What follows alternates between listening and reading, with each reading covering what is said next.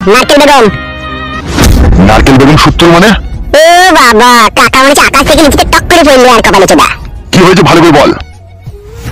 কি আর বলবো দুঃখের কথা গো, ও কাকা শুনলে তোমার কলজি ফাটবে গো আমার কাকা, কাকা গো।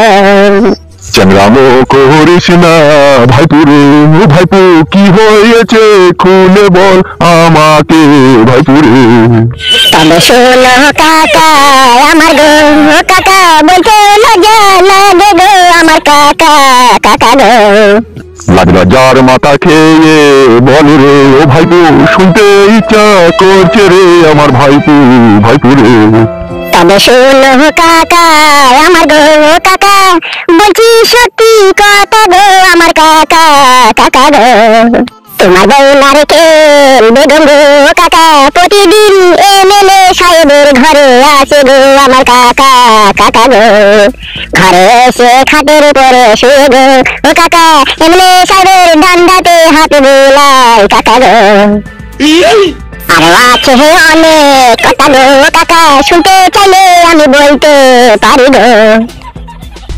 শুনতে আমার ইচ্ছা হচ্ছে রে ও ভাইপু, আর লজ্জা না করে তুই বল।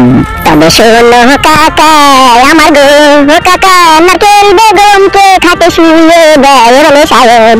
তারপরে আস্তে আস্তে গো কাকা নারকেল বেগমের ব্লাউজ খুলে দেয়। খোলার পরে পক পক করে টিপে গো কাকা, টিপার পরে যখন থার হয়ে যায় এমএলএ সাহেবের ডান্ডা, তখন আর মানে না নারকেল বেগম খাটি বলে গো তুমি ভরো ভরো গো। ধরার পরে উ আ করে গো কাকা, তখন আমরা বাইরে থেকে সব শুনতে পাই গো। আবার কাকা কি বলে নারকেল বেগম ও কাকা, শুনতে যদি চাও গো তুমি আমি বলবো গো। বল ভাইপু বল বল বল। তোমার বউ নারকেল বেগম গো কাকা এমনি সাহেবকে বলে গো একটু তলাশই ভরো গো।